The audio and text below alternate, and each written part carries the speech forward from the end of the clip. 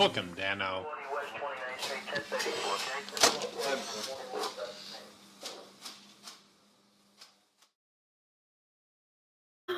Oh my gosh, that is so funny. Hi everybody. So that's our new show intro for Protect and Swerve, which is just Randy and I talking about life, coming from ex-cop's perspective. And Ben McMillan made that, and it is just so funny. I love how you. First of all, I love the robotic AI versions of us. They're just so rad. We were LAPD cops together, worked Hollywood Division. We have a lot of shows about that kind of stuff. But I love that your gun is out, but you're looking at the camera. It's so Hollywood cheese. And then there's a chief guy. I never met the chief. I don't know if you missed the chief. Oh, Rod missed the whole intro. Listen, if you can make it through, we will play it again at the end. Hopefully, Ben can make that happen for us. So it's in the stupid Rumble delay. Yeah, Rumble does have a delay. Okay, so hello. We are coming to you live from Rumble, from the Molly Sleuth channel, and also Randy Agard's channel, and on YouTube from Molly Sleuth. It's just me and my bestie tonight, so I'm excited because we're gonna dig into New York and you have the hat and the shirt on today. Was that planned? I did it on purpose. Okay. Mm-hmm. I'm just dressed like I literally have what I wore to work this morning. So, because I've never really talked to you about, I would say growing up in New York, although you weren't a little kid, you were there when you were 18. But I want to talk about New York tonight, and I want to talk about how it's changed and some of the news stories that are coming out. So hi, everybody in the chat, and jump into the chat and abuse the heck out of our emojis. I've got some really depraved ones going on here. I don't really know what that is, but there you go. So I'm Molly. Maybe I didn't say that. Nope. You did not introduce yourself. Intro. I was so excited. And we have the super awesome guest next week, and I'm very excited about her. We'll get into that. So, Randy, who are you? Tell me all about you. Former LAPD officer, former Marine. I'm from New York. I was actually there as a child all the way up to 18. So what I told you earlier was kind of, I probably said it wrong. I grew up in New York and I left when I was 18. Okay. Yeah. You grew up in New York. Yes. And then you came here when you were 18? No, I joined the Marines, went to Paris Island, went to Georgia, and then I did come here at I think I was 20 when I got here. Okay, so you basically grew up there, and you have 400 sisters. We won't get into how that happened, but I just kind of want to know what it was like back then. We're old goats, people. You and I are just over the 50 range. And so I just want to know, I grew up in LA, but New York is a big city. LA, you can get away from it. There's a lot of suburbs, but New York and you're in Brooklyn. I just have ideas of what that would be like taking the subway as a kid to school or something but what was it like? So my parents are immigrants. So they all moved to Brooklyn. We're living in the Brooklyn projects, and then we're living in Stark City, which is basically just the projects, but you actually pay rent. And my dad was actually making really good money as he was a post office worker. So we went from Brooklyn to Queens. So fair amount in each one. What was going to school like? You got to avoid people trying to rob you. People would steal my bus pass, and everybody wants to jump people. It was kind of like LA, except there weren't gangs. You had the mafia who wouldn't mess with you, but they'd mess with business and stuff like that.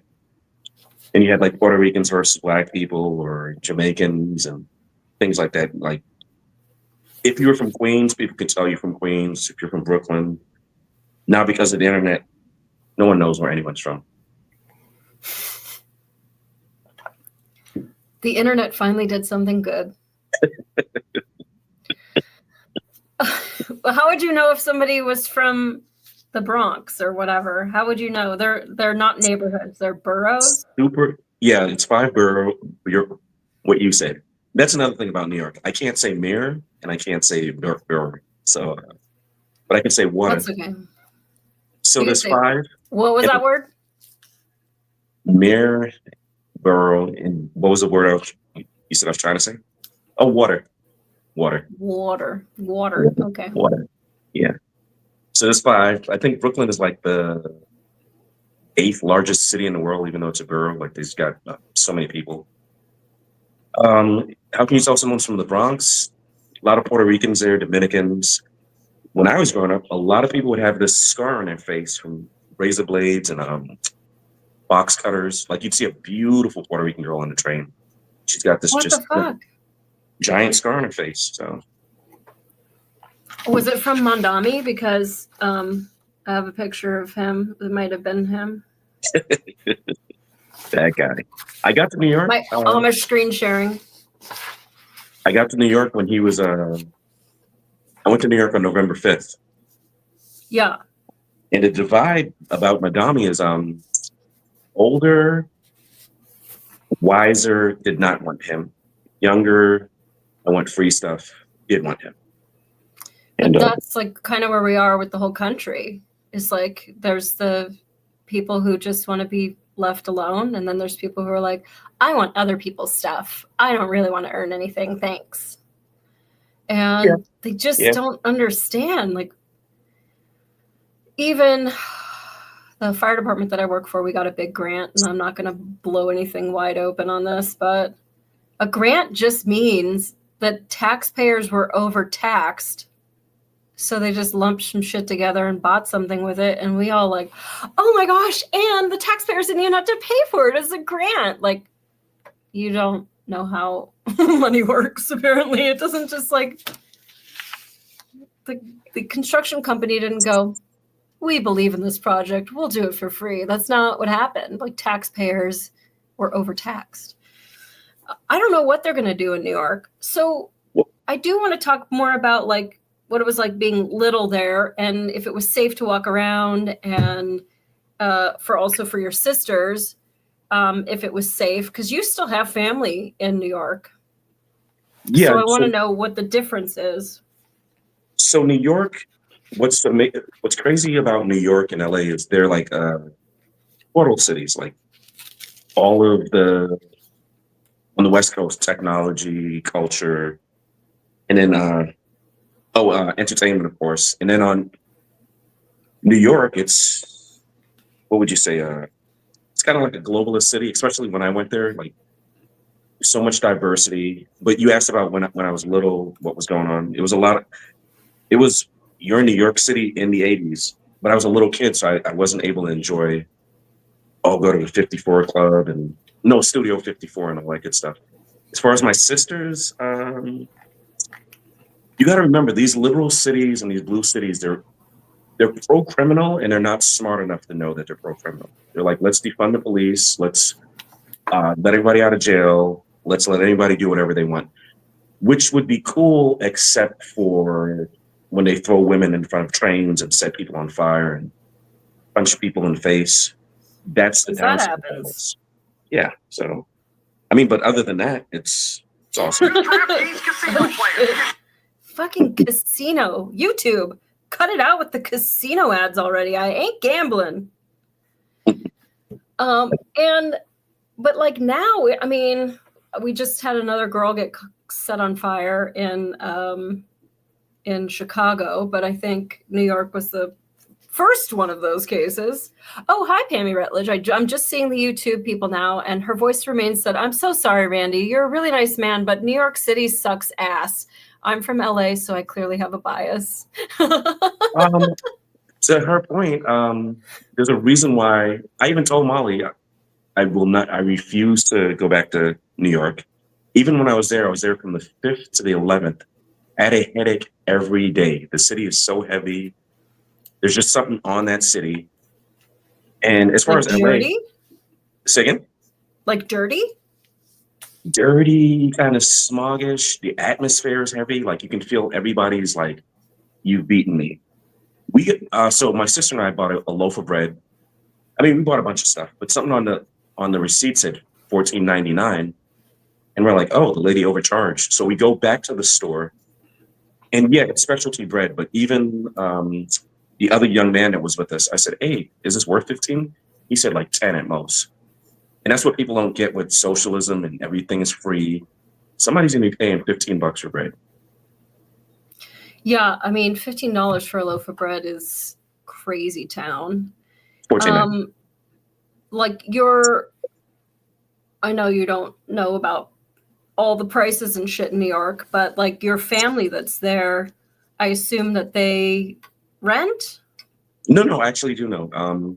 Everything is super expensive. Like for tiny little studio apartments, maybe like $4,000. If you have like assisted, so I have a family member getting help, and her rent is more than my mortgage. But so why does she stay there? Some people are New York to the bone. Me, you could move me to somewhere with nice weather and I'd be fine. No, because I've been trying to get you out of motherfucking California. Oh, you said nice weather. Never mind. It's 47 degrees here today. Okay. I know, but Randy, they made this thing. It's kind of hard to explain, but it's called a coat. And what it does is you get covered. You just wear a fucking coat. Sounds Not that exhausting. serious. No, yeah, but I mean, you saw the honeys when you came out for the People's Convention when you came to Detroit. It's like 1 billion women there and like a bunch of like one boy, I think. Well, they're just waiting for you. Rose Thistle Art is blowing up the emotes. I love it. Circle of One said, I was last there in 2014 to go to a concert at Carnegie Hall where one of my works was performed. Oh, and it was like $40 for a sandwich from Carnegie Deli. Right. He's not lying. That's crazy. Oh, sorry. And her voicemail remains says, maybe it was okay, but my knowledge is Sex in the City with a binge of yentas jumping on every black card in a coat, in a cost. Hold on, Grandma needs her glasses. In a binge of yentas. I don't know what a binge of yentas is. Is that like a pack of wolves or a school of fish? A binge of yentas? Jumping on every black card in a cost-free do crime and rape. New York City sucks ass. LA blows too. I'll be there for that show as well. Dang, better have been made of gold. Yeah, I mean, I went to New York one time. I was modeling for a hair company, believe it or not. They wanted to show both of my hairs on their runway. And it was so awful. Dude, this was a bad show. We don't need to talk about the show. But they split all of us models up and they shaved pieces of our hair and they had fins and bubbles and all this shit. And like nobody had a mirror in this room because it was like this experiment. It wasn't a big company wanted to do avant-garde shit. Nobody told us, right? So we all get our hair cut and then all the models meet in the hallway like, oh my God, your fucking hair. Like, oh, your hair. And we were just like, what do you mean? What do you mean? Like I had to wear wigs to try to get jobs after that. It was terrible. But anyway, we went on this tour. We did go to New York City. I don't remember, but I think it was like $35 to take the elevator in the Empire State Building for like 2 seconds. And I'm still cheap. And I was like, fuck that. I'm good. So we didn't do any touristy stuff. I brought this black vinyl like nurse dress and we decided to go clubbing. And I don't remember what time of year it was, but I remember crying on the sidewalk saying, this is how people die, because it was so cold. And I'm so used to Hollywood where you just leave the house dressed like a whore and you don't really think about it. And fuck, I don't know that I could live in New York. It just takes a lot more planning, and you have to bring all your shit and go on the subway, and there's people all around you, and there's not like, it's just so much of a rat race. I don't know that I could do it. Yeah, everything feels like you're at work. Like I come back here where I work and I feel like I'm on vacation. I go there and it's like, you better get those 10 whatever's done by this Friday. And I was just eating, I love Skittles, but I ate more aspirin while I was there than Skittles. Like, just give me 4, sis. Give me 3, sis. Just every friggin' day. But everything's super expensive. It's like, oh, there's a deal on this, but it's $8 for a pizza. Are you guys kidding me? Do you think that she wants to stay? Yes. Do you talk to her about Mamdani? Yeah, she was super pissed about Mamdani. She was upset. She kind of sees what's about to happen. She got red-pilled in the last election, so she voted correctly, if you know what I'm saying. And same with Mamdani. Like this stuff loses appeal. You and I talked about it, the whole crazy train thing. Like you're gonna have to jump off it sometime, and I'm interested to see what happens with New York, because after the whole defund the police and we love criminals, I was working in downtown LA and fist fighting in the street Christmas because this guy is shoplifting and decides, oh, I also want to fight security. And this is all brought to you by these people with these ideologies and these political mindsets of, oh, these people are just, no. They don't just want food. Some of them are a-holes. Yeah. And there's just a lot of greed involved. When people don't earn it, they also don't value it. And that's why you're not supposed to give your kid a car on their 16th birthday. And, you know, I was going to go on a side quest, but I think you and I saw as LAPD officers, like behind the scenes of like the welfare seedy underbelly, like how they had like all new stainless steel appliances and like 22-inch rims and Gucci wallets and like belt buckles and all this stuff. And you're like, what? Like, I've never had a belt buckle. Like, I drive a Honda that I smashed into the back of another car and I'm still driving it. But it's so hard to live in LA. But California, highest gas tax, highest income tax, highest vehicle tax. But I think the only thing that's higher in New York is the sales tax is the highest in the country. Right. Well, so I worked the projects when I first became LAPD. First time I ever seen a flat screen TV. First time I ever seen 22-inch rims. I'm like, what do you guys do? Nothing. Only problem that they have is since there's nothing to do and no purpose, I saw a lot of dead people who look just like me. Because you guys ain't going to work. What else are you going to be doing?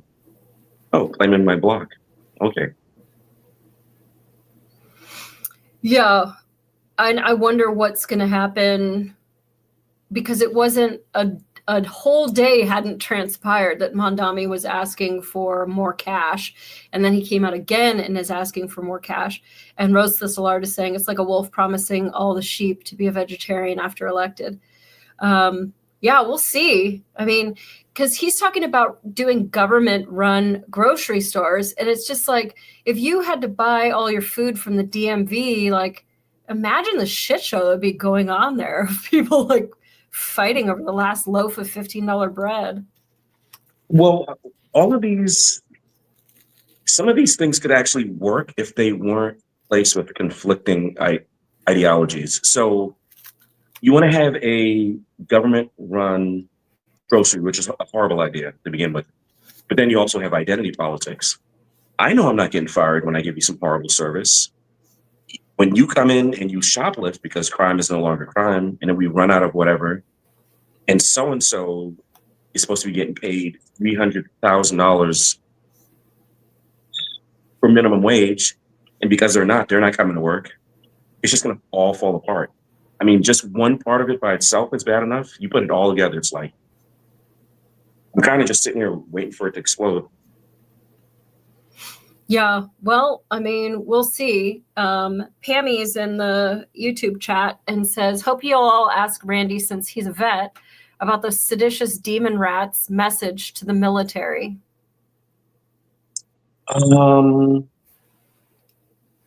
There was a time in America where they would have put something up like that and it wouldn't have gone the right way.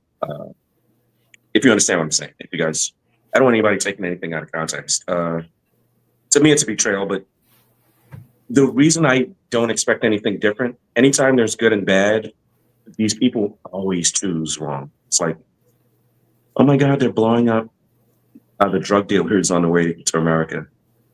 Oh my God, they killed the terrorists. How could they do that? It's always, which one's the right one? I'm not choosing that. So that's my answer on that, on the military one. Do you like that they're blowing up the boats? I'm ignorant on it, so I don't want to say, oh, it's cool they're doing it. But if it's a choice between what I see on the streets of LA, where these guys are slumped over and they're literally zombies because they're getting all this fentanyl in them, which is somebody's kid. I mean, these guys look like you and I. They're normal, whatever, and they're just slumped over. And this is coming from these countries that are like, yeah, we're going to send you our drugs. So if it's a choice between us going to hell and them, it's not going to be us.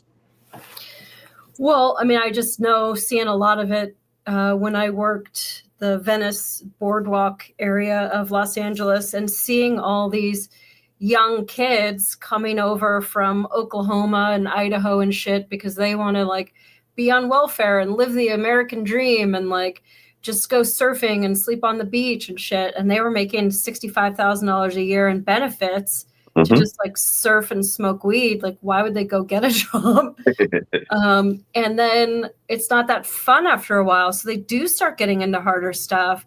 And the harder and harder that they go, they just get closer and closer to Skid Row. And so it's a real interesting dynamic with the like transient tourism, I guess, because California does give out so many free programs that it starts out kind of innocent at first. But, you know, they've done studies on the human brain and people with no indicator of mental illness at all after 30 days of living on the streets start to exhibit signs of paranoia and mental illness because it's you always have that looking out for your stuff and you can't really get good sleep. And so and you're afraid somebody's going to jack you and somebody stole your money and like you don't really know if that person is your friend or not. And so 30 days, these people really devolve mentally and they start turning to drugs more. They start meeting people who are into some darker shit. And it's really interesting to see them so like fresh faced and like, yeah, I'm in California. Yeah, but you're also like on the Venice boardwalk with a bunch of fucking dirty needles next to you. And to see them through many, many arrests, then go closer and closer to Skid Row, where they have more drugs, more free shit, more handouts. It's really dark and sad. And I see that happening with New York too. I mean, before it was the hellhole that it is now, like we used to laugh at that pizza rat video, like, oh my God, there's a pizza rat. Like, and now like the whole city is turned pizza rat. Well, I did want to say something to what you said about the homeless. A big thing people don't understand is, so Newsom turned homelessness into a business, and it probably started way before him with some of these other people. They make billions. So I worked with homeless in 2012 via LAPD, and I could go all around Hollywood in my 10-hour shift and handle all the homeless people in Hollywood. Now it'd be impossible because we threw money at it and it got worse. So there's maybe, I told you on the channel before, 5 types, now there's 7. So hobo, which is the one you said, they're doing it for the fun and the coolness of it. There's mental illness and drug addiction, which is the main one. And then here's the ones we should feel horrible for. People who fell on hard times, health issues, finances, relationships, and the worst of the worst is state destruction, like we're going to overregulate, cause a housing shortage, and hurt everyone. So that's the little 2 cents on homelessness. Well, even like with Section 8 housing, and I don't know what the rules are for New York, but for LA, if your building was built after like 1985 or something, and it has more than something units, you have to section off part of the building or combine them. You have to have a certain amount of Section 8 housing and then also like real renters. And I mean, you used to come to my Koreatown apartment. Like that block was a piece of shit. But then you'd go 1 block south, and those were all homeowners, and like there wasn't any more like bullshit trash all over the place, and like the pizza boxes and the hobos on the lawn and stuff.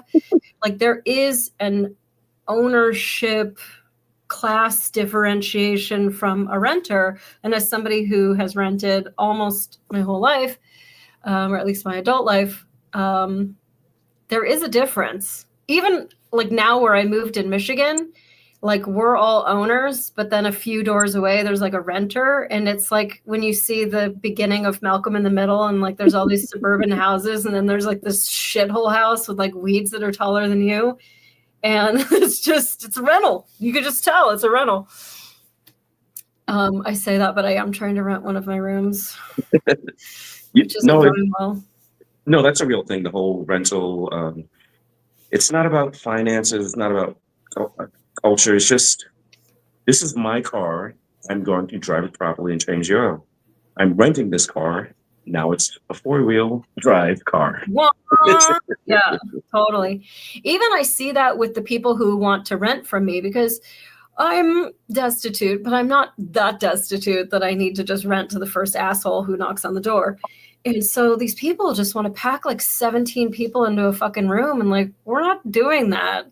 Like, actually, we can fit. Like, actually, no, I'm not, we're not doing that. But they just have this like rental mentality.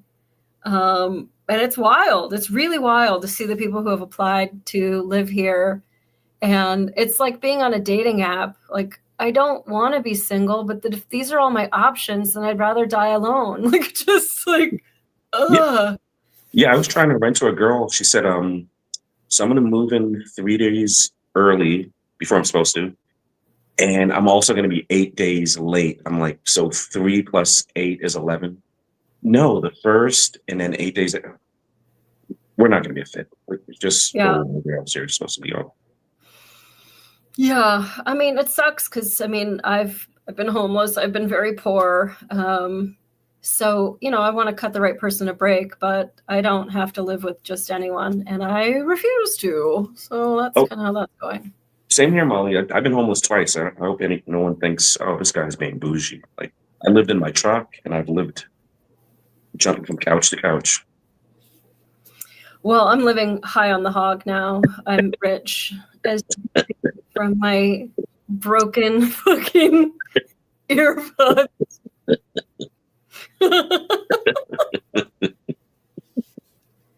Elon Musk was supposed to list me as a benefactor for his next billion, but it just hasn't happened yet. So, okay, let me catch up with the chat because good questions and comments coming.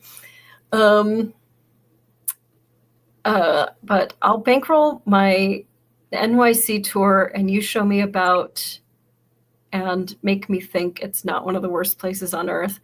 Dude, I just watched this video of this lady she was on the subway. And listen, I mean, being a cop and seeing so many crimes, like there's no way I'm walking around a major city going like, and blah, blah, blah, blah, blah. And like, I'm an influencer. Let me walk around with my phone in my hand. Like, that's like not going to happen. So she was walking around like subway to subway, like talking on her phone. But also she was trying to avoid a guy, which I can understand as somebody who's taken many right. Let's see if this guy goes away. but she was on the subway and this guy kept like following her, and she goes off of her car and into the next car, and the guy was doing it, and then she would do it and he would do it, and then she was like, fuck it, like, okay, that's my stop, but I don't want him to follow me. The train, that station is pitch black. And like, dude, I remembered like taking those subway rides in LA. In fact, the first time when the metro first opened in Hollywood, I jumped on it and I was by myself, and whole car is fucking empty. Nobody's figured it out yet. Everybody's freaked out about the metro in California because like earthquakes, you're all going to get stuck down there and die. So there was really nobody using it. And this motherfucker gets on the train, sits directly fucking next to me. He had the whole car. He sits directly next to me and shoots heroin right next to me. And I'm like an idiot. And I sat next to the window and I'm just like, kill me. Like, I can't even like, excuse me, sir, can I like get... Anyway, and then I had a boyfriend that was robbed on the subway, and he lost his eye sockets, his sinus cavity, his jaw, piece of every tooth. They stomped on him and broke his collarbone, and hematomas in his eyes and shit, over $40. And at that point, the sheriff was taking over it. This is what made me become a cop. And the sheriff was a total piece of shit and just like kissed it off. It wasn't even like, he didn't care. It was not the worst thing he's ever seen in his life. And I just thought, there's got to be more to it. I think that's what pissed me off about when Mondami was running. He was running against a guy from the Guardian Angels. And I don't really know the whole thing, but Guardian Angels is sort of like your neighborhood police, but like beefier and more testosterone. Like they go around and they're like, listen, this city's going to fucking stay cool.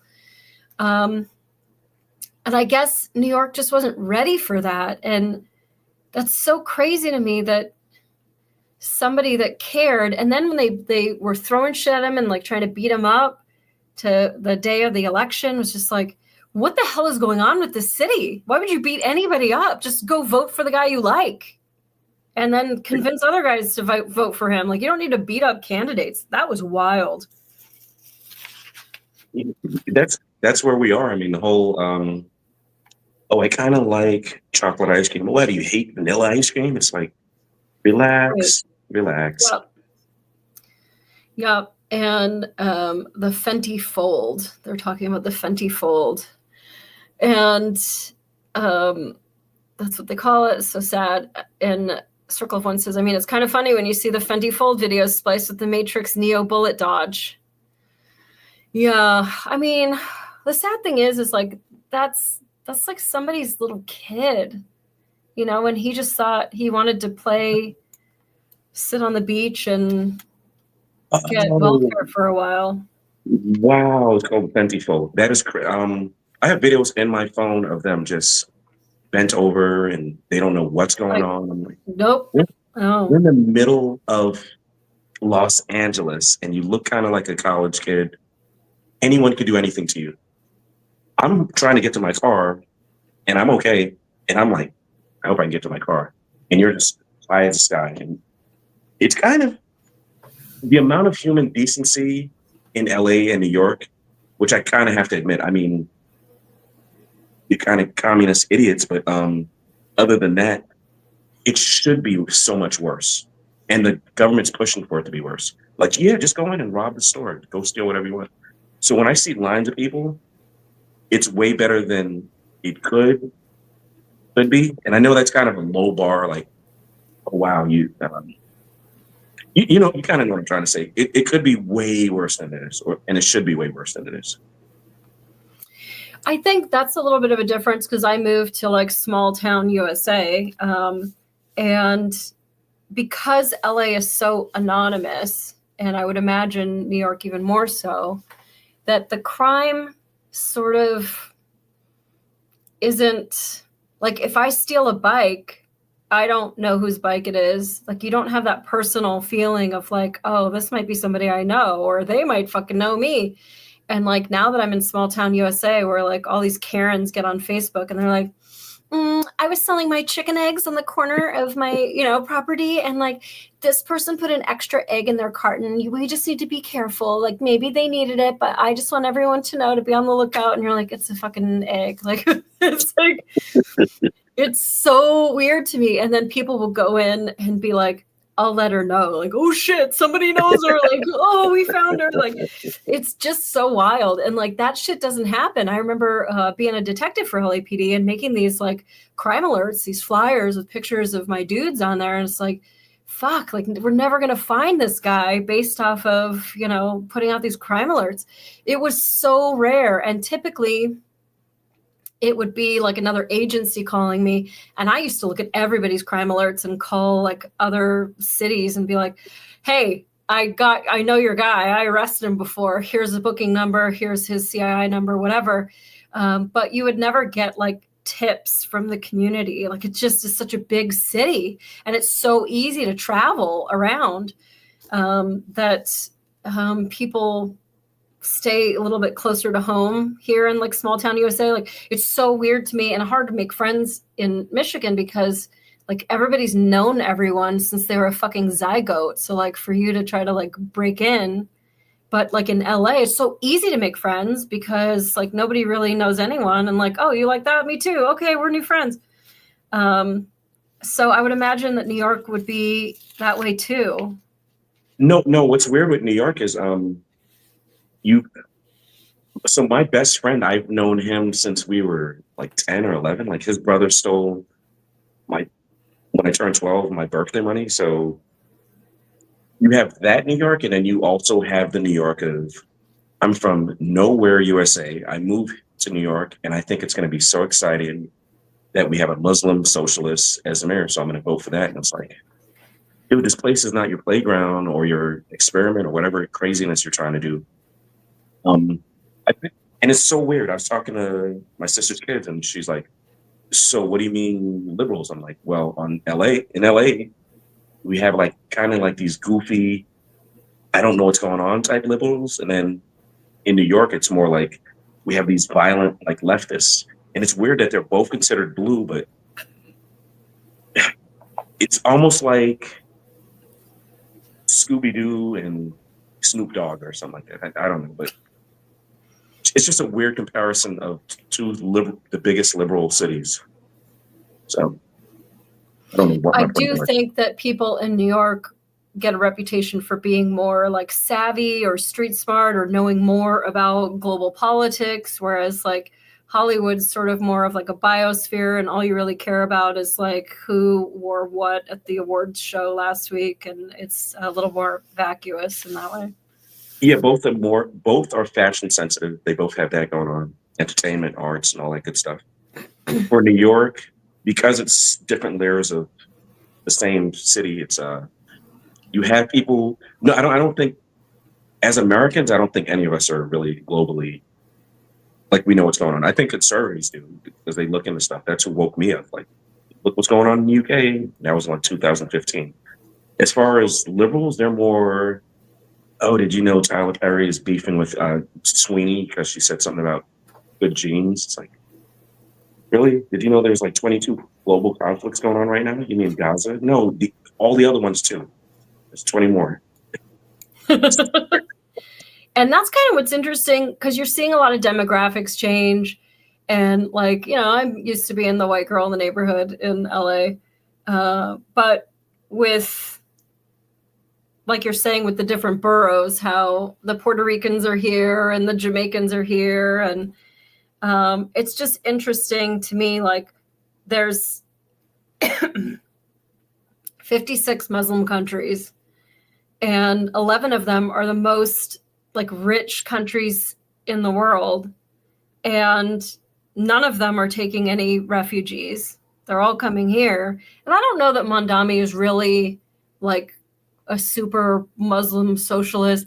I think he's just like a shill. He was like a rapper. He's just, and this is what's crazy because like Candace Owens talks about it a lot of like, where are all these fucking theater kids coming from? Why are we electing all these, you know, Zelensky's and everything? That they're all like theater kids. So New York got themselves a theater kid. He was like, oh, I can't make it as a rapper. I'll be a politician. Look at me. I'm a, you know, whatever. And so it is crazy to see cities change. I mean, Michigan, we have Dearborn. And I won't even get into Dearborn, but there's a hot mess right now. I'll speak to what you're saying. So the image that he represents, the mindset that he represents, is what they're asking for. So he could be Mr. I just like rap. I was a DJ in college. Cool. That might be who you are, but what they bought in was, I don't want that guardian angel who protects the city. He's kind of conservative minded. I don't even want Cuomo, who's a little bit more moderate as a Democrat, even though he did a bunch of stuff during COVID. I want what's going to piss off mommy and daddy. I want a Muslim socialist so I can tell the whole world this is how we do it in New York. So that's what I think we're voting for. Yeah, I mean, it really is just like shaving your head and shaving your eyebrows off and like tattooing fucker across your forehead and being like, I'll show daddy. It was like, you're the one who has to try to get a job when you're 50, like not daddy. Like, it's like, okay, you could show daddy, but like, you're really going to be like, fuck later. Or you're too dumb to say fuck, in which case, like, I don't even know that you should be voting, and maybe we need to have some kind of a test before you're allowed to cast a ballot about knowing about the world around you. Free shit isn't free, and I think what they don't really understand, I mean, God, I was a teenage punk rocker, and it's not like I knew how the world worked. But to have free means we're trickling all this money up so that they can pay for their kids' braces and their SUV and their fucking light bill. And then they trickle it back down. But it's like, well, if we would just open our own store, that's capitalism. Like, so like all you're doing is making those guys rich. Like, they don't see that. And like the government-owned grocery stores should terrify everyone.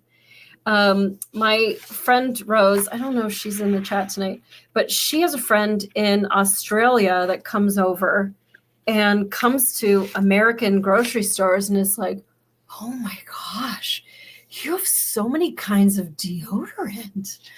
We only have 1 cent in Australia. We only have one kind of toothpaste. We only have, because they don't really have the same kind of system that we have here. And that system works because if you want your pits to smell like roses, but the only one that they make is dumpster fire chicken fat juice, like, hey, I'm going to make one that smells like roses if you guys want to buy that one.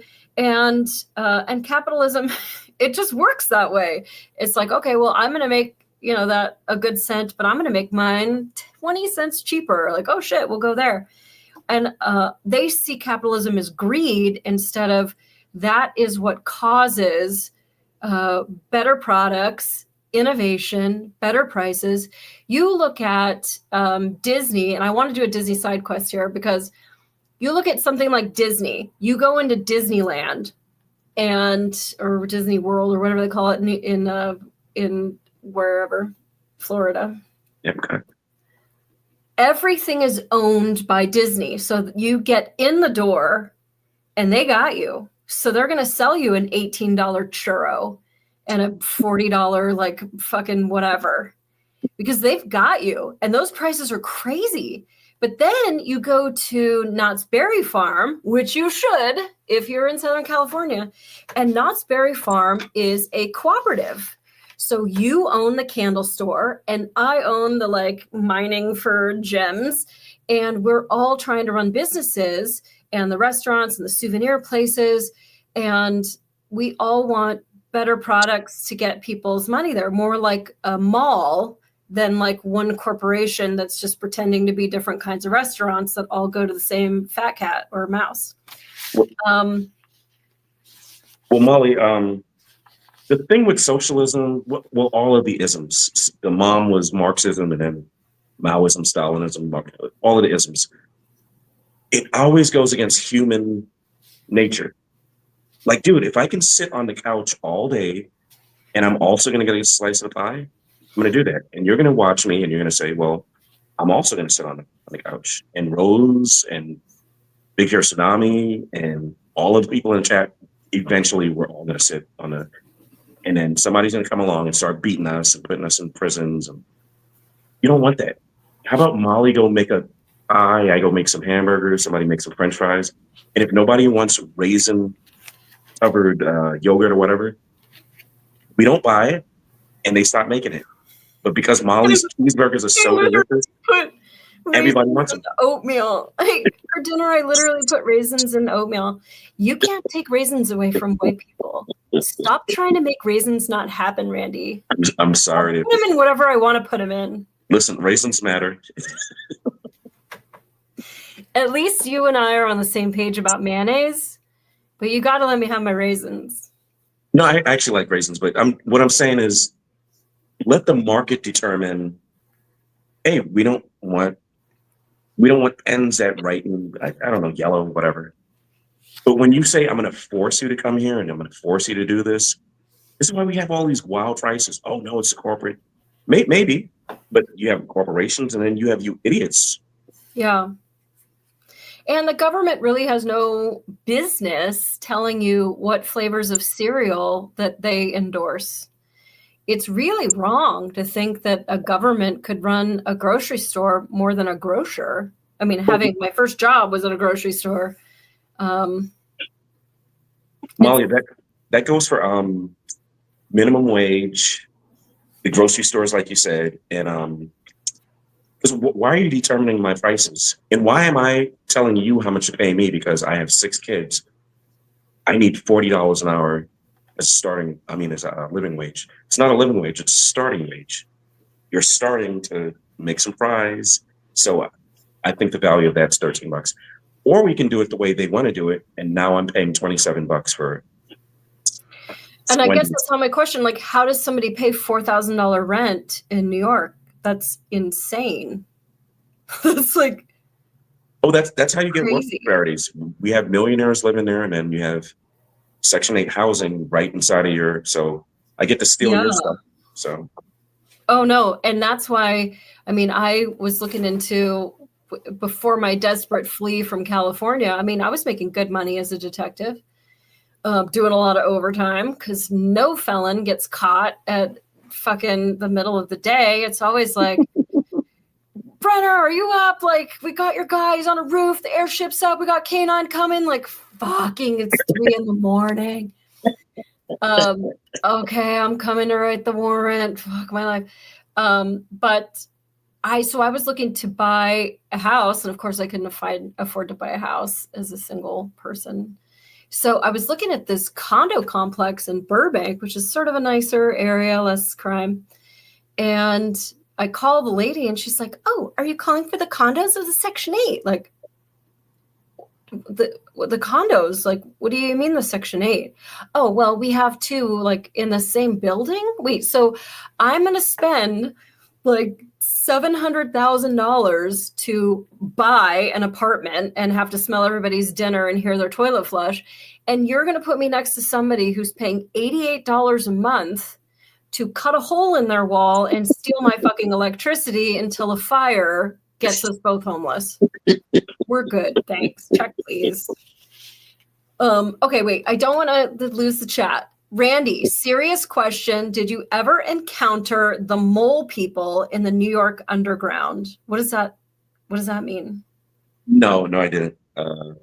They say, I think it's concerning the subway system. Like, they live where the trains go back and forth, and there's supposed to be alligators in the sewers and stuff like that. I wasn't lucky enough to. I'd still be having dreams. Oh, like we have people that live under the freeway overpasses in California? Okay. Mole people. Do they have skin like naked mole rats? You should Google that. That's really tasty. And then Rod says most of the people who voted for Mondami, I think he spelled that interestingly, which I won't pronounce it that way. We're not native New Yorkers. Native New Yorkers did not vote for him. They're the minority. Yeah, I think it was said like 81% of like white females voted for Mondami, which is crazy because then you look at the like grape statistics and like, what are you fucking doing? Thank you. Like, you want to be that one that like has to jump off this train and then go on a train the other direction and miss your fucking thing and like always be looking around and like that's what you want? And I'm not saying that like, but I am saying that like, there's that rental culture and ownership culture, and rental culture is grape culture, and they don't want to earn it, they just want to take it, and that's why you have to get off at another stop. I question if the election was even close to legit too. I mean, that is a good point, Circle of One. We've certainly seen our fair share of some shenanigans go on. I do think that the people that were for him were very vocal. And I think that the people that were anti him were not as vocal. And that really helps people steal elections. I mean, as somebody who would never put a Trump sticker on my car, and I don't know that I'd vote for him today. I'm a little bit black-pilled personally. But yeah, I would never put a sticker on my car because I don't want my shit fucking smashed. Well, Molly, the part of California I live in, I can't get from my house to Walmart without seeing maybe 8 Trump flags.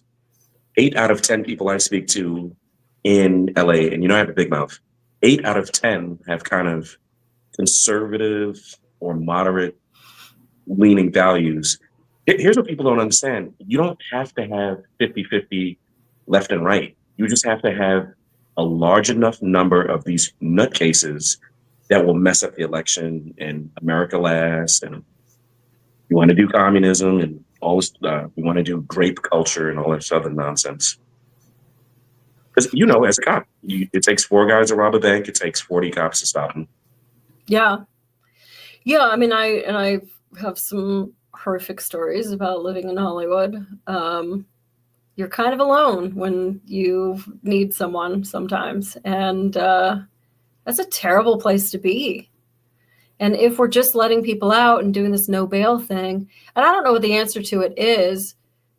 Yes, if I commit a crime and I'm poor and you commit the same crime and you're rich, it's easier for you to post bond and get out awaiting your trial than me. But life works that way. If we both have a car, I'm going to maybe be a little bit more careful and stop at the stop sign and look both ways because I can't afford to replace my car, and maybe you can. That's life. And so crime shouldn't be any different, really. And maybe I did want to touch on Disney real quick before we get on another side quest. So there is this Freedom America fucking thing. I don't know what they called it, but how the goths all of a sudden go to Disneyland on one day and they call it Bats Day in the park, which is bullshit because I got kicked out of Disneyland in 1988 for having too much makeup on as a goth girl. And they said that they thought we would be one of the attractions so that we couldn't come in. And that if you just go change, oh yeah, of course, sir, because we brought a whole nother wardrobe in our fucking car. And they didn't even refund us for the parking. But we weren't allowed in that day. And now, we were so discriminated on as OG goths. And now, there's Bats Day in the park. And all the goths go to just be all spooky. And it's fuck you. That place is stupid. Anyway, now all these Trump people are going, pro-America, America First, MAGA, whatever you all want to call it. And they're telling everybody oh, you got to wear your red hat and we're going to have solidarity and woohoo. You're going to the pedo hive? Why did you guys pick Disneyland? Fuck that. Why did you guys pick fucking Disneyland? All the woke shit and these bullshit movies that they've got putting out. I'm cursing a lot tonight. I hope that my mom is safely. Oh, it's my mom's birthday. She's not watching, so I can curse as much as I want. But yeah, I don't know why they're going to Disneyland. There's so many other places you could go. It's Southern California. Go anywhere. I don't know why everybody decided collectively that we're going to call Disneyland the happiest place on earth. There's nothing happy about an $18 churro. Stop. Molly, I'm the biggest nerd on planet Earth. I stopped with Star Wars and anything Disney related. And for these guys to go there is a betrayal to me. What are you guys doing? They're one of the biggest enemies. And I grew up, I could name all the Jedis and the Sith and all that nonsense. And I said, I would choose America over all of this craziness that they were up to. And these guys no, we're cool with Disney again. I do love me some Star Wars. In fact, I just made my new cards today Nice. for my. I invented a game. It's a lie detection game using all original trilogy Star Wars characters. Because why would you ever acknowledge any other fucking movie besides 4, 5, 6? And so then you can be all kinds of people. The Dianoga is a pretty good one. And basically it's all, it's like based off of, it's a social deduction game like Werewolf, but it uses all Star Wars characters. There's force cards, and I manipulate the entire game to just make it a total roller coaster. And people drive from so far away to play my game. And I'm hosting it tomorrow in Okemos, Michigan at DaveCon. And so if there's anybody in Michigan, could we just be friends? I don't have anybody local that wants to hang out and do nerd stuff. So yes, I do love me some original trilogy. And that wasn't planned. Me and Molly did not plan that. Yeah, I was literally cutting these cards before the show started. And I was like, oh God, I gotta cut them out. Okay, so speaking of crime, wait, let me catch up with this situation here. Pammy's laughing at something. I don't know what that is. The Metro by Berlin. That is a great song. I would sing that line, but then you'd probably call animal control. Okay, so let me catch up here. What was the biggest thing that you saw change-wise when you went back to New York this last time? The biggest change was, so all of this, I know you guys all noticed this, everybody in the chat, 2020 to 2024 was kind of like the culmination of all of the crybaby crap from 2016 to 2020. And they wouldn't stop. Like, they're just like, we're still going to burn everything up and we're still going to get crazy. It seems as if though New York collectively and LA and all of the Team Victim and Generation Crybaby, they seem tired. Like, everyone seems tired. They genuinely seem like, not. So I saw that, and a lot of, because the fight hasn't really even started for them. oh, and a lot of businesses were closed. A lot of businesses were empty, closed, shut down. Really? Yeah. That surprises me. There's a lot of vacancies in Michigan, but like we also have stores, like all of our ice cream stores are closed like 6 months a year. Like, how do you even do that? Like in LA, you just be like, it's fucking cold out. Okay, chili and cider and fucking hot cheesy goo. Like, we need to stay open. We can't just sell ice cream all year long. Although in LA it's 73, so you can have ice cream all year long. But like, it's so amazing to me that the rent is so cheap for businesses that they can afford to just shutter for months out of the year. I'm surprised to hear that about New York. Oh, and another thing. So when this guy said this, at that time I was on the wrong side mentally. He said forced multiculturalism is bad. And I said, oh, you're a racist and all this other stuff. When I went back, I realized it is bad because different cultures, you can't force them to mix. Like, if I'm Jamaican and you're Irish, dude, you probably don't want to come to my thing that I'm having, or I don't want to hear you playing your music at 4 a.m. because it's your whatever. And you could kind of see it. Like, no one wants to help anyone. No one wants to get out of anyone's way. I help some people and they're looking at me like, are you out of your mind? What are you doing? Yeah. Well, it's like with rats, you put enough in a cage and they start eating each other's faces. So Rat Utopia. Cities aren't much different. Rat Utopia. Pammy says I need a swear jar for the show. Pammy, I was giving money to some weird people on GoFundMe. So if you'd like to find the worst person on GoFundMe, send me a link to mollysleuth@gmail.com and I will send them $10. Or send me your Cash App and I will send you $10. But I'm all fired up and there's going to be cursing. Muhammad Ali and Malcolm X said the same thing about multiculturalism, Rose Sisselart says. Very well. Very, very good.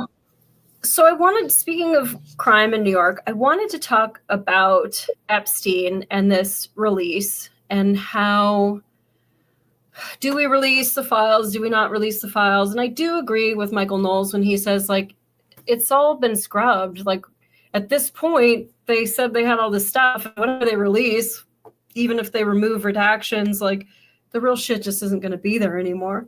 It's all just a show. So what's the point? It's like now you know that they're mocking you.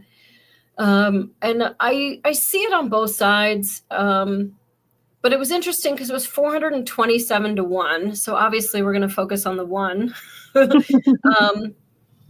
Because the left thinks like Trump's in the files, like we need it because it's going to prove. And like this whole Disney thing was like, watch your children, like more than you already had to watch them, where adults go to see kids. Like, what are you talking about?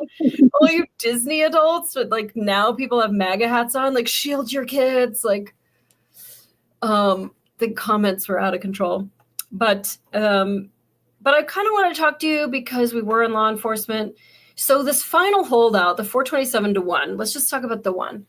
We know why people want to release it on both sides. But the 1 kind of has a point, because what he's saying is like, this isn't the way that our justice system works. Like, we have a process where you are allowed to face your accusers and have evidence brought forth and other witnesses, and to just like, let street justice, let the interwebs figure out if, Kevin Spacey is a pervert. Like, it really isn't fair. And because, you've taken police reports, and I've been on the side of taking the police report and investigating it after the fact and having to write a new report saying like, well, that's what she said at the time, but here's what my investigation revealed. So just to dump that information is really concerning, because it's not who we are. I mean, it is who we used to be. We used to just like, drag people to the town square and call you a witch and burn you alive.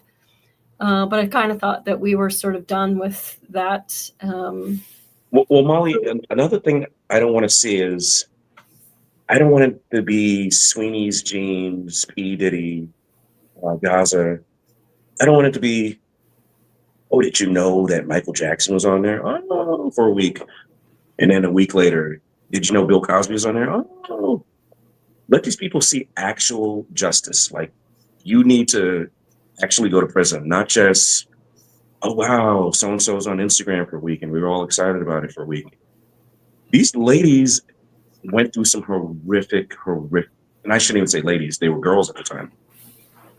These guys the suspects have to see justice. They shouldn't be our entertainment of, oh, I knew that one Democrat did that. I knew that one Republican did that. Okay, whoopee, he's embarrassed for like 30 seconds. Now he's going right back to his playing golf or whatever restaurant. And that's what we're going to turn this into, like just a circus sensation. And it's unfair to the girls. Yeah, I mean, you definitely don't want to blow active investigations or ruin your ability to prosecute certain crimes, tamper witnesses. I mean, that's all really serious stuff. And to release stuff, first of all, just saying that there's a list, like, I mean, Michael Jackson has been dead for a long time. But let's just say he was on the list. Like, he might be on the list because the investigator went to his house and knocked on the door and said, I see that you have a camera in your hedge. Is there any way that I could get the video from May 22nd at about 9 p.m.? And so he's going to be put on the witness list, like, oh, he has video and a red truck went by. Okay, well, I'm not looking for a red truck. Thank you very much. So there can be people on the list. And we know that Trump was on the list because Trump had used his plane to go from Mar-a-Lago to New York one time. He never went to the island, so we were told. They ran in like rich guy things. It doesn't mean that they were blowing each other. I don't know. There's this whole thing that like Trump was like secretly gay with Bill Clinton now. And like, it's just getting a little much. And he turned Epstein in at Mar-a-Lago with that 14-year-old or whatever the case is. So yeah, he's going to be a witness on the list. Was he doing shit with girls? Like, let's find out. Like, if that's what happened, then yeah, we need prosecutions. And I think Ben and I had a big conversation about this the other day. And he was like, well, people can't handle the full truth. I don't give a shit. Rip the fucking Band-Aid off. Like, I am so black-pilled right now. I just want the world to know everything that's going on, whether it breaks them or not. I don't care. Like, there's no fucking Santa. Let's go. Like, I'm just like ready. And so, okay, so Rose the Solar says, they already released the list. Victims were compensated in courts and or massive settlements. Some arrests were made and some were embroiled with bigger RICO charges. So those will be redacted anyway. Circle of One says, imagine going to Disneyland where kids have been trafficked and programmed for decades and shielding them from a dude in a MAGA hat. And Rosa Solart says, JFK, ridiculous magic bullet theory made everyone question public narratives. Yeah, I mean, I don't think I went down so many, I mean, I didn't go down any rabbit holes, but I think Joe Rogan is right that like with the whole COVID thing, it's like, now I don't know if we went to the moon. Like, Yeah. it really made you look at things. And I've always been a pretty independent fact gatherer. But I don't know, like, I know it from the victim's perspective that investigation needs to be for the victims and not for the masses with the pitchforks and torches. Trump is a massive germaphobe. I think the left had those files for a long time and effed with them. Yeah, I don't know. The weird thing is, like, I dated a guy who was OCD, Rose Thistle, and certain things, OCD isn't necessarily being a germaphobe. You're very concerned with certain germs and not concerned with other germs. I think Randy knows. I'm figuring it out as you're speaking. I think Randy knows a few of those stories. But like one time he almost stopped on the freeway. Panicked. Are you chewing mint gum? Well, yeah, like we were going down to like some nightclub and I hadn't brushed my teeth before we left because he was like trying to rush me and I needed my outfit to be ready. So I just like popped some gum on the way down there. And like he almost stopped on the motherfucking freeway. Spit it out. Spit it out now. Spit it out. Spit it out. Like, what's your problem? It's like mint gum. He can't handle mint gum. He couldn't touch doorknobs. His money was in a plastic bag inside the wallet, which was in another plastic bag. And it's like, well, what's the fucking wallet for? It's for holding money. Like, somebody gonna make you eat chili out of your wallet one day? What's your problem? It was so weird.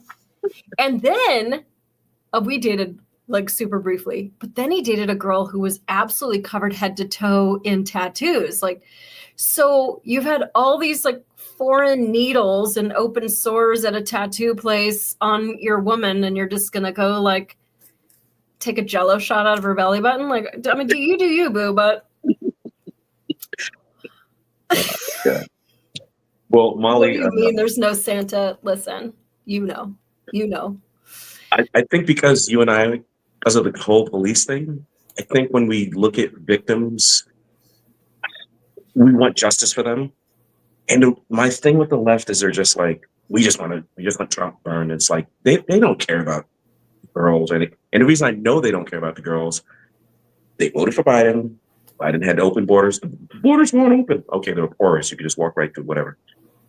Those girls had to take birth control because they were getting raped on the way up here.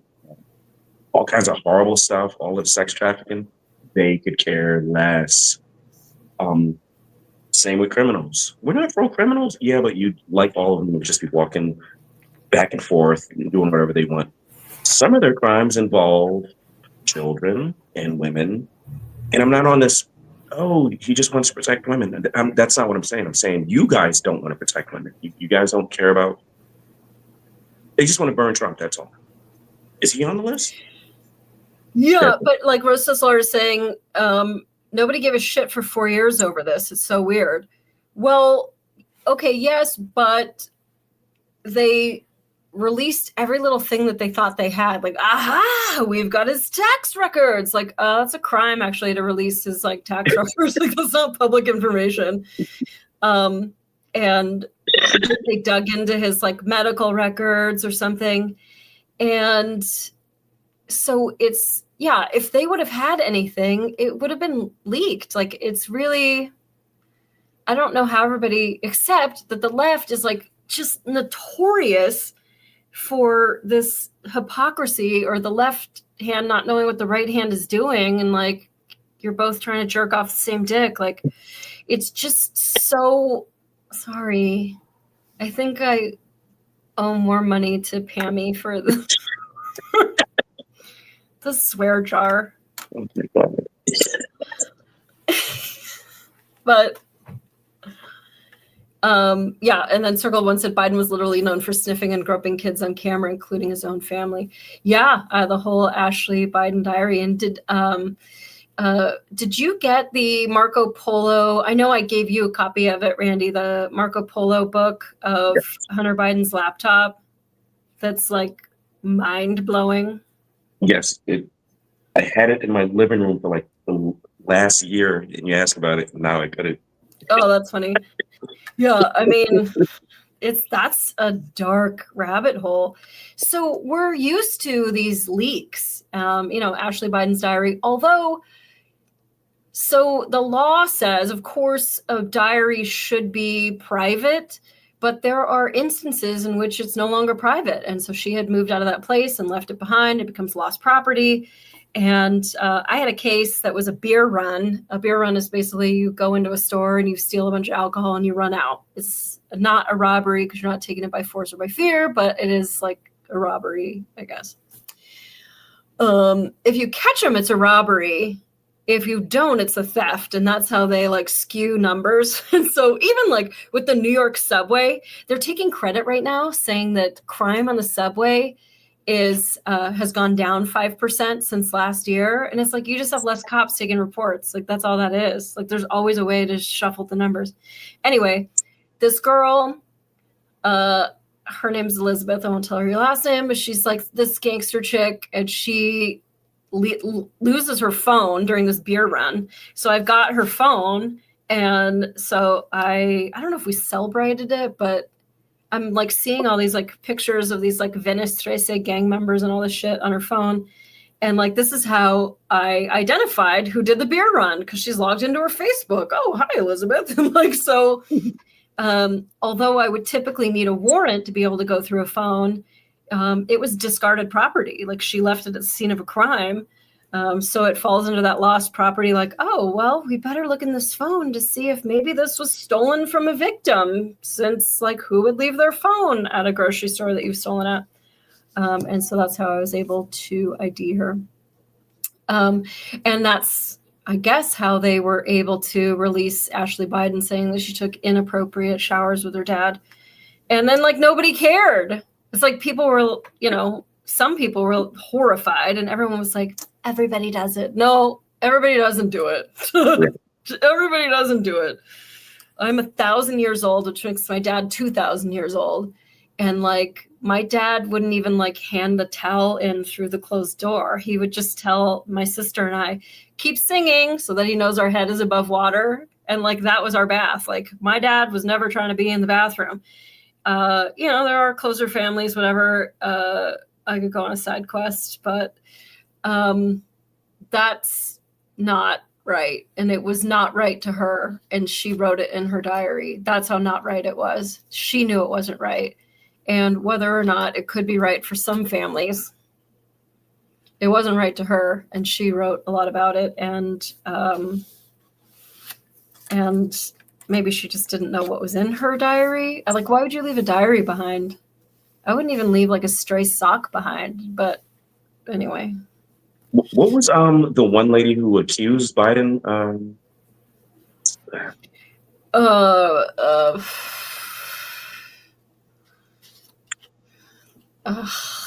know. What's your name? Hey, chat. What was that lady's name that accused Biden? Well, Anyways, Linda. Tara Reid. Tara Reid. Tara Reid. Thank you. So everybody, and so here's what happened. She accused him. This is right as listen, it's about the spirit of the thing. We should just believe all women, except for Tara. It's like, Mm-hmm. and it's stuff like that where it's like, I can't do this with you guys anymore. I can't take you serious. But when people are like, you conservative, I'm like, at the very least, I'm an ex-Democrat / I can't do this with the left and liberals. Yeah.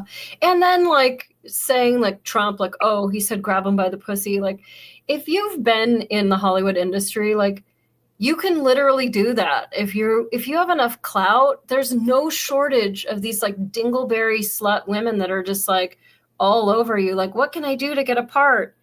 And a part? We pull somebody over.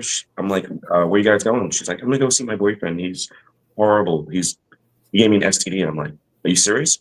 She goes, I'll prove it to you. I'm like, how? She's like, we can have sex. I'm like, oh yeah, that's definitely how I want to find out if you have an STD.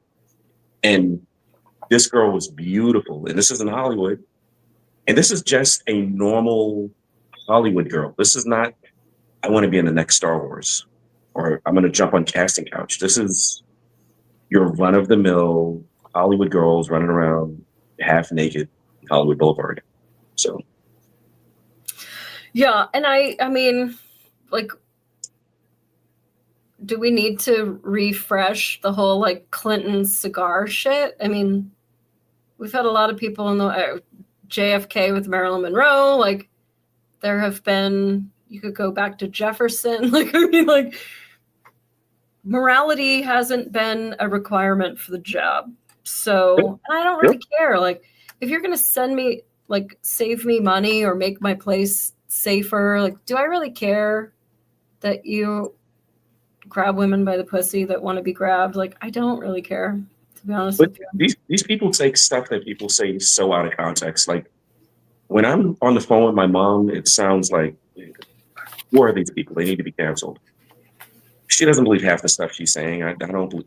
Like we talk crazy about Trinidadians. We're from Trinidad. She's like, I don't want those Trinidadians living next to me. You mean your kids and your grandkids?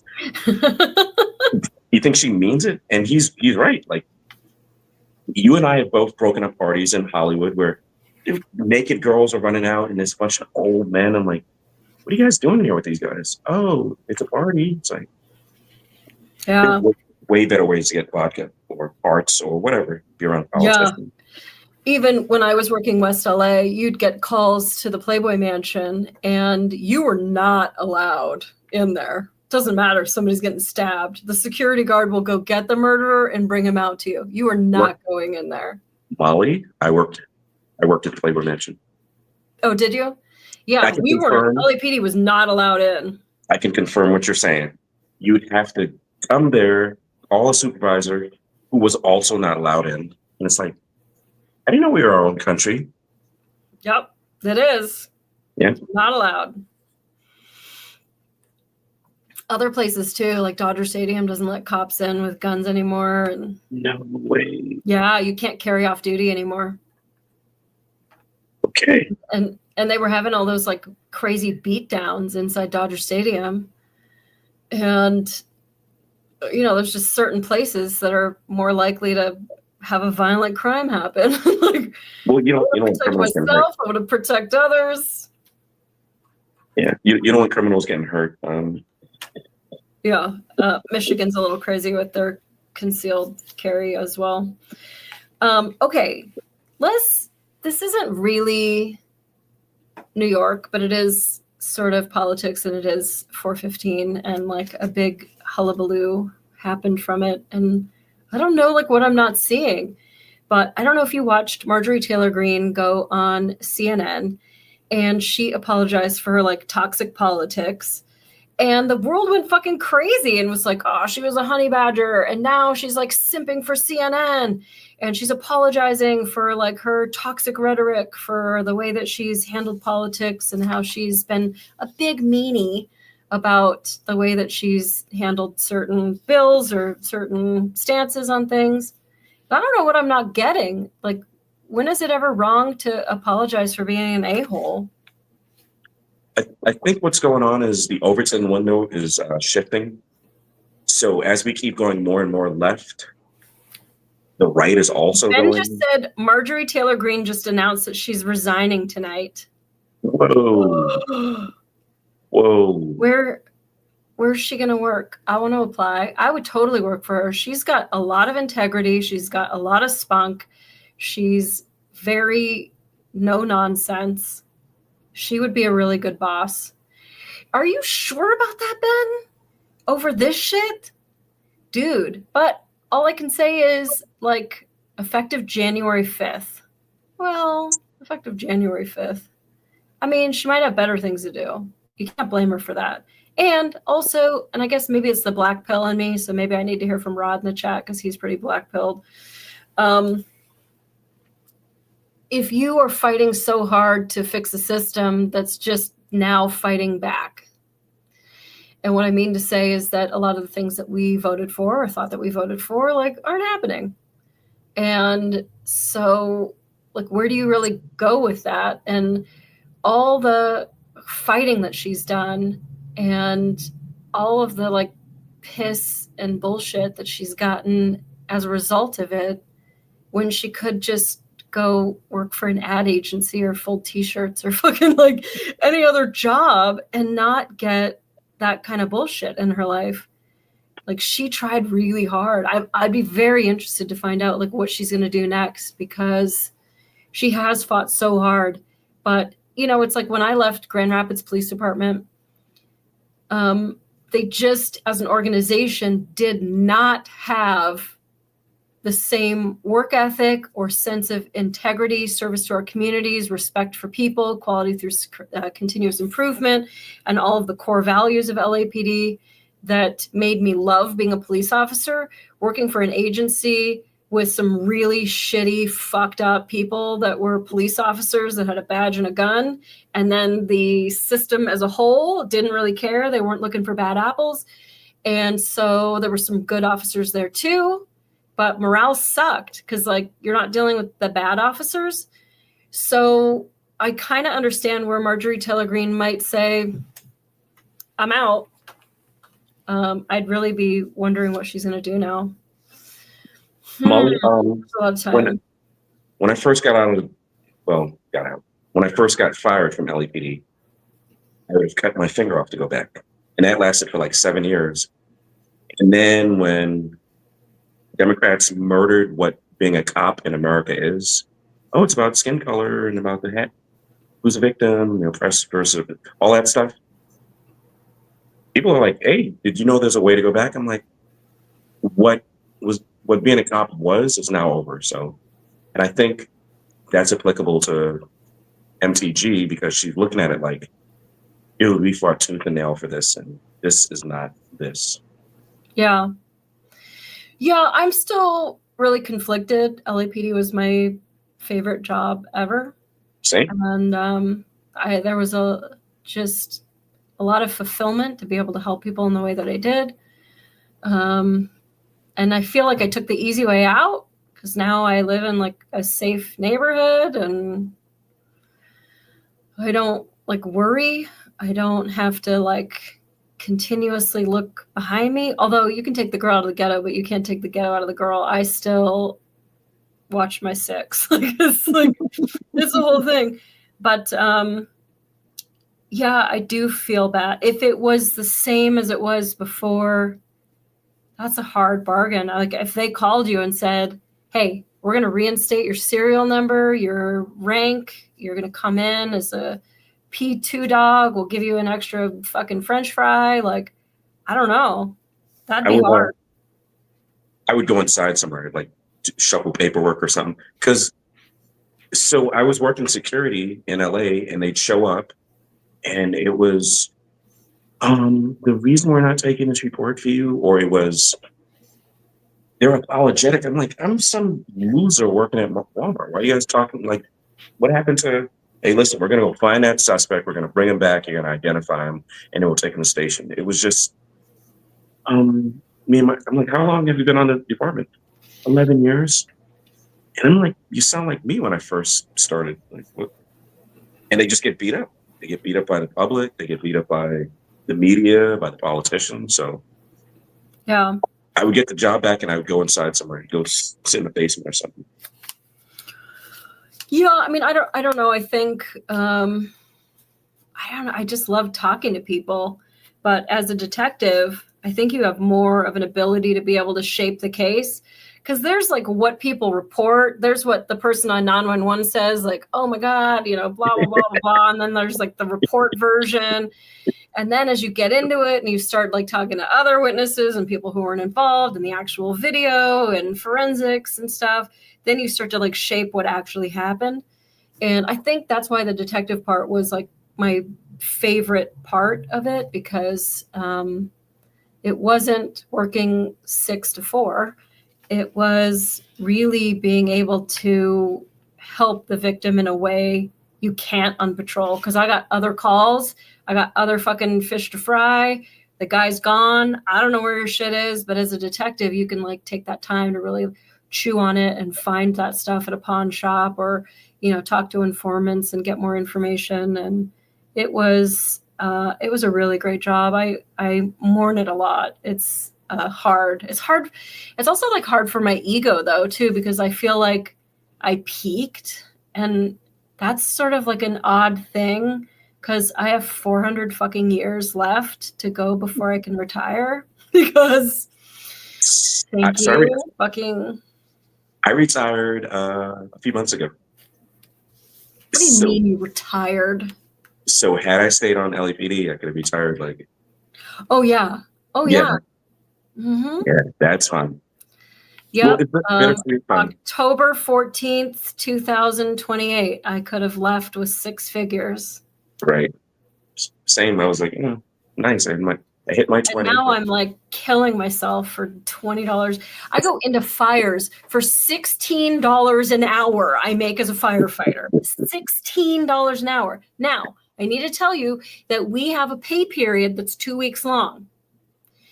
The first call of that pay period, I have to send $10 to the full-time firefighters for their firefighter fund so that they can decide what they use it on. Like, let's have a pizza party where I'm not invited. Let's buy a new fancy easy chair that I'm never allowed to fucking sit in.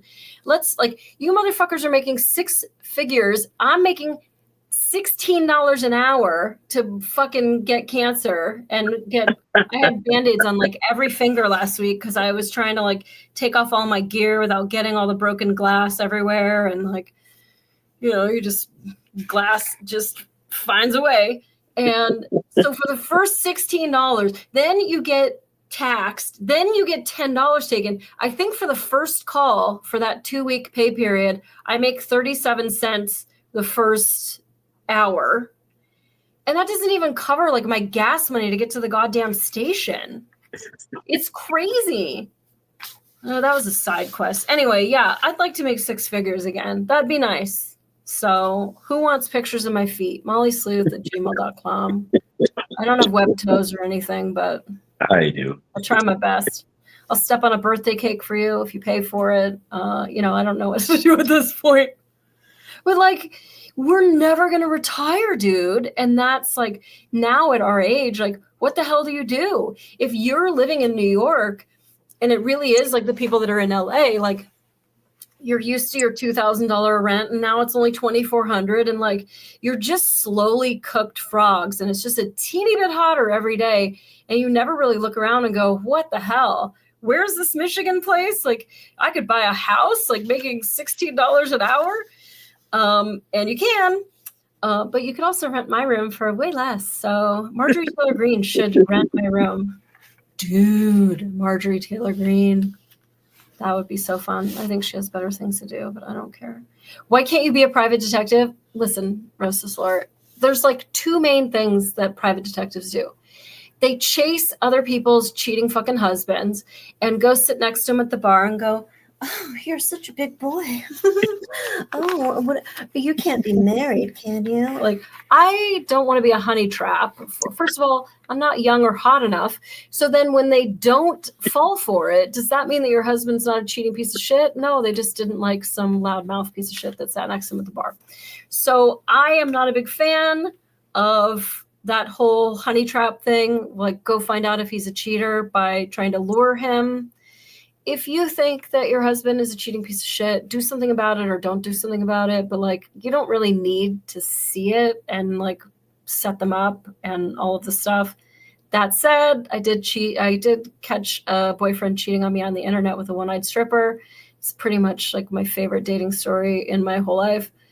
And the one-eyed stripper happened to be me. It's a whole thing. But I think that was like the end where like you don't really need like the evidence. You just need to like, if cheating is your line in the sand and you think they're cheating, like you don't need to follow them around and try to like find, because what if he likes redheads? What if he likes Asian girls? What if he likes what?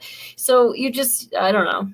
And then the other one is like more of the corporate stuff, like going in. That would be kind of fun, like to be kind of 21 Jump Street, like, hey, if a pallet of this fell off the truck, we could probably sell it to so-and-so. Like that would be kind of more like 21 Jump Street, which might be pretty fun. But people don't typically like to be, oh no, sorry, there's a third. The medical side of it. Like you are doing a workers' comp case and Randy says that he hurt his knee at work, but I've got video of him like deadlifting at the gym, like sneaking around doing shit. And that's only so the insurance company can have their money. But like maybe Randy really was hurt. Maybe he can deadlift. He just puts more weight on the other fucking leg. I just think they're all kind of cheesy, and I don't know that I respect them as much as helping people as victims of crime. Yeah, and I think it's case by case. Like, if I don't work tomorrow, I don't get paid tomorrow, and if I work Sunday, I get paid Sunday.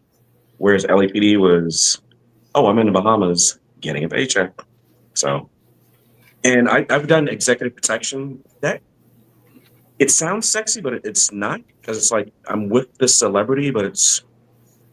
I worked for a big celebrity and I got $86. I mean, for the whole day, not an hour. He's tipping everybody else $100. Like, oh wow, maybe I'll go put on a ballet outfit and come over and park your car for you. He said it's $86. Wow, that's rough. Maybe you need to be a firefighter with me. It was $16, good work. And you get a house. That's impressive. Dude, you could work at a gas station and buy something here. I mean, there is still cheap houses here. For the amount of money that your house is worth, you could buy a fucking block here and be a slumlord. I fully support that. I'm very handy. I'll help you get it like right up to market. Get those people in. But Molly, back to what you said about MTG. I think something's up behind the scenes. I don't want to be Mr. Conspiracy Theorist, but I think something's. I don't know. I mean, obviously, Marge, hey, what's up? It's Small. I was just wondering, like, just broke on my show that you like. We're not like that, so I guess I'll never know. Is she gonna be the latest thing they dangle in front of us? Because maybe nothing's going on, and maybe it's a new distraction. Well, I know that she's been a real honey badger. And so it's possible that she's laying low because she wants some other bigger position, like, oh, I'm going to try to run for president. I don't think that she could win. But then the left is saying that they want to run like an AOC Kamala Harris ticket. And I'm like, have you been on the planet the last fucking year? Like, no, do it. But yes, do it. But please, yes, do it. Because we need another solid win. And not for them. And like, what would that ticket be like? That would just be the Vagine and Bob's fucking tour. Like, we don't need that shit. We don't need that. It's not that we need vaginas in the White House. We need America to return to normalcy. And I don't care if it's a vagina that does it. Stop dangling vaginas in my face. I don't care, right? So I do. Molly, here's the thing. The powers that be see that like 70 to maybe even 80% of us are normal. Why do they keep siding with these nutcases? Because the elites are not left or right. They're whatever they are. They just use whatever means of power. Why do they keep siding with these nutcases? I mean, I think part of it is the vag ticket. I think part of it is that they don't really pay attention and they just hear flashy headlines and then they feel like they know the whole story. They don't really pay attention to the way the world works. I feel like the people who are like in this chat, the people who we have so much to talk with, are people that their eyes are open wider. I don't really know how to explain that more. We're open to more stuff. We don't just take everything at face value. We're diggers. And some people just vote blue no matter who. Like, just, they're Honestly, the people in the chat are the type of people that I met while I was whatever. And they're the ones who woke me up. So people saying stuff like, well, see for yourself, go research. That stuff is what shook me awake and said, oh, this political party does seem like the rise of the Third Reich. These mindsets do seem like what brought Rome to its knees or whatever.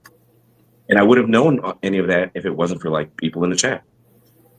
Not the, oh, vote blue no matter who.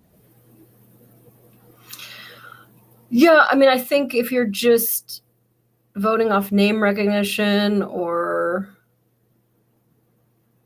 a slogan or a fancy commercial that you saw, and you're not really, like, you're looking but you're not seeing, the world looks very different. Speaking of fucking over New York, Rod says, I hear the Bush family is planning to take back the GOP when Trump is done, so that's good. Rod's my favorite black pill ever. The left has been stuck on repeat of the Weimar Republic for a while now. Hey, we're at an hour 40, so I just wanted to stir up some more New York shit, and I wanted to show you this map. Tim Tebow was on this panel, and he was talking about the state of New York, and so I have this map with my worm face there. That's good. So every one of these red dots, he's saying, is an IP address in the last 30 days that has been actively sending and receiving child abuse material in the last 30 days. Every one of those red dots, and some of them are stacked on stacked on stacked. Now, the blue ones, which I can only find one, even with my glasses on, those are the ones currently being investigated. So all these IP addresses are just fucking disgusting. This is just the state of New York. And I'm not saying, like, obviously the map makes it look like New York is foul and the rest of the country is pristine. We know that to not be the case, but this is just showing New York stuff. And so that little blue one, you can't see my pointer, but I can, is the one that's being investigated. I don't know if there are any other blue ones that are in there, but wild. And I guess I just wanted to talk a little bit maybe about like AI, because I know we've talked about it before, where you could do so much more with AI than they're doing with it. I mean, yes, I, use it to make memes and shit posts on the internet, but you could use it to aggregate all of these videos and images to find the same location, to find the same suspect, to find the same child.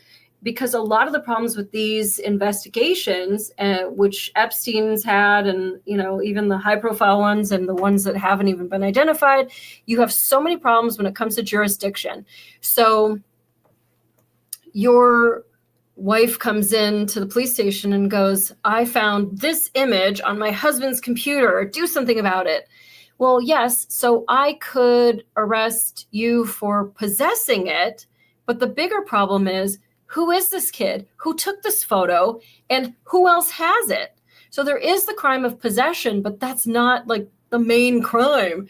It's how it bounces around. It's that kid. Who is this?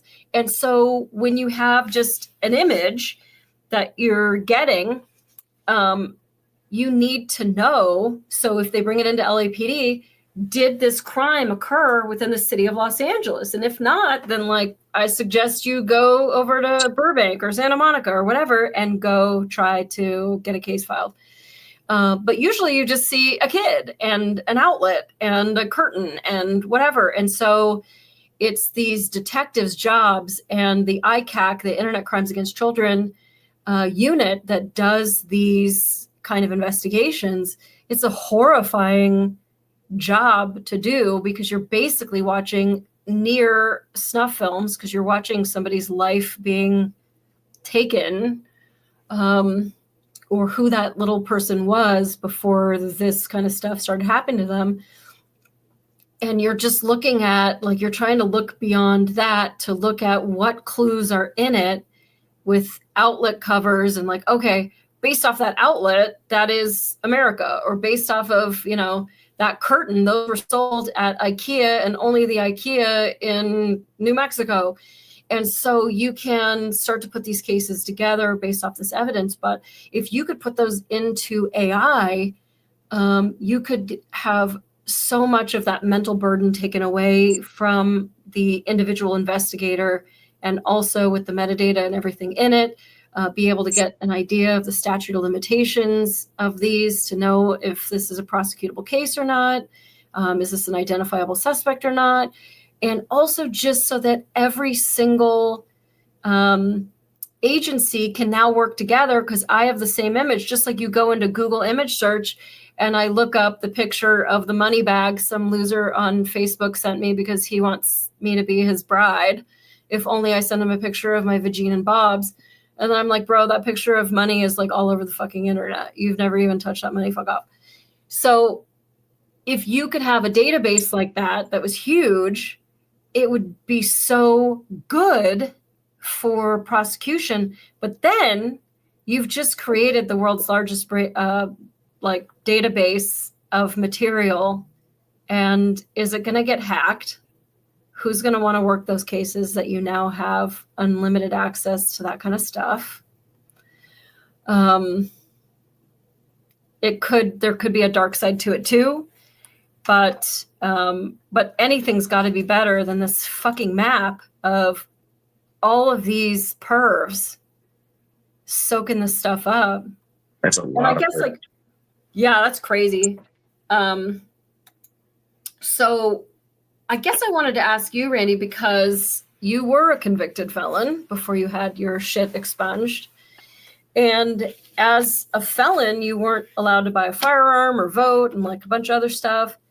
And we have determined, just as a society, at least for now, that being a felon means your DNA goes in the database. You're not allowed to acquire a firearm.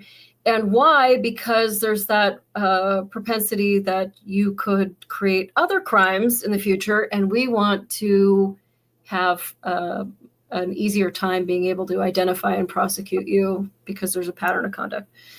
So when they prosecute these pedo crimes, they're not really making sure that you don't get on the internet ever again, because that's considered like a utility that's like necessary. And I'd kind of like us to rethink that, because look at this fucking map. I think you should be able to limit. I've been places where, my internet my searches can only do X, Y, and Z. They do the same limitations with if you drive drunk. And I think we talked about this before the show about another limitation. Taking my guns and voting rights away. So yeah, you should not be able to look up. You can stop people from looking up kitty porn or whatever. So if that's what you're asking me, yeah, you should have those limitations put on you. And or you make the IP addresses and the servers part of it, because it is a crime to knowingly send, receive, and you shut them down. But then again, that does create like a big brother state. If T-Mobile has to make sure that I'm not talking about whatever on the phone, then they've got to record my whole conversation, and it's got to be memorialized someplace. Well, you could have like a window system where it's like, if I know I'm looking at my phone and San Francisco PD also has access to my phone, only after a conviction and whatever else happened for a certain amount of time. Like, listen, if you're looking on your phone, know that we can see what you're looking at. Oh, I'm just trying to buy some blinds for Christmas. Cool, no worries. Wait, who's that 6-year-old that you're looking at? You know, you know what I mean? I mean, there's a lot of shades of gray, and the world is so full of loopholes. Like, oh, I was just trying to buy an outfit for my niece. Like, why are you looking at underwear? Well, she needs underwear too. Like, so that's why you're in the Sears catalog looking at little girls. Like, of course. No. I'm only talking about if you were convicted specifically for that crime. Like, they won't look at you and I because we have whatever rights of privacy. The other thing is like, oh, Randy likes to sell drugs on whatever. They all do certain stuff to, because even me, after everything happened with me, they followed me around for a while. But you and I have also done surveillance and counter surveillance. I'm like, oh, look, hey, how's it going, guys? Yeah. So you guys want to come in for a lemonade? You guys can sit with me. You want, it's probably easier to hear my conversation if you're sitting at the table with me. Yeah, I'm not sure, but I really like that Tim Tebow is using his like huge name to talk about it and to share this map. It's like, fuck yes, we need more people to know how disgusting the world is. That's why I think we need to just rip the Band-Aid off of everything and rub our faces in it. I think this whole obsession with little kids, it goes so far up and down. They just have this need to, let's, no, there's no need to protect anyone. Like, if it was Cuomo, if it was Trump, if it was Biden, if it was Obama, who was involved? Well, that's my favorite. Doesn't matter. Yep. So. Yeah, but it's not enough to just identify people. If you don't have prosecutions, if people aren't like booked into the Gray Bar Hotel, then this means nothing. Then just like, clutching your pearls in horror over some like thing that you saw on the internet means nothing if nothing is done about it. If it continues, like we used to condemn buildings if bad things had happened to them, but like some new fat cat bought Epstein Island and we're just supposed to move on with life. So I hate the world. So thanks Molly, for that. But here's the thing. If you're 24 and you're like, I want to be in a new Star Wars, I'm willing to do whatever. No problem. You're some 13-year-old terrified little girl, some guy who smells completely like cheese and he's 54 years old. That little girl needs justice. So I don't know, the whole, national security and we got to protect this and whatever conspiracy theory. It's like, dude, we need back our 90s America. Where we could call each other retard. I mean, as a girl from like, oh my God, the Valley, you can't take retard away from me. Posta for Hope says, I live on Long Island, New York. Zoom in on Long Island, please. I don't know how to zoom. I like do Amish screen sharing. I don't even know if I printed it. It's that little sliver where it's all like red. Here's Long Island. That's what I got for you. Is he sitting? Oh, wow. It's from, you know what it's from. Oh, yeah. Oh, my God, Mommy. Oh. You just put it together? Yeah, jeez. It's darker than you thought. Yes. Yeah. I thought she was sitting on the lap. No, that's the subway. Oh, yeah. I like some dark things. It's generational. Most of these kids become a pedo. Yeah, and that's the disgusting thing, and that's even more so why this stuff needs to end. It needs to end for this generation, future generations. I'm going to miss you next week, Randy, but I have the greatest chick. I'm so excited for next week, and that sucks that you're busy, Randy, but life moves on, and I'm so excited. This girl, Day, you really have to tune in because she is so interesting. I found her on the interwebs. I told Randy that he had to reach out to her, and she's just like smart and fun and just so full of life. She lives in LA. She's a young thing. And I'm just so excited to talk to her about life. She's a wealth of so much information. Her name's Day. And she's a musician. She's like everything. So she's going to be on next week. So I hope that you guys come back and give Randy a little heart wherever you are at, because he's my bestie and he deserves it. And Elon, I'm still rocking these. So, my Cash App, mollysleuth@gmail. And also to Pammy, if you're still in, make sure you email me your Cash App so I could send you $10 for my swear jar, because I am a dirty motherfucker. Love you guys. Oh, there's Pammy. Oh, Send Molly, me Cash App. one last Or thing. PayPal. One last thing. You asked me about Mandami 2 hours ago, and I did not answer your question. So, and it's something I have to read really quick. It'll take like 2 seconds. So the marriage of socialism and Islam isn't new. Muslims themselves vote left, liberal, and Democrat because when it's time to seize power, they themselves have said that the left stands for nothing and are easier to defeat. You want to fight a former Navy SEAL who lives for his convictions, or a sexually confused, purple-haired individual who's waiting for TikTok to send this week's grievances? And I wrote that before the show because Islam had sided with the Nazis in World War II because they have this shared whatever. So that's my take on Mandami. And I know I shouldn't have gotten deep right at the end, but never answered your question. Yeah, thanks for dropping a bomb. See you next week. Like, fucker. He'll be back.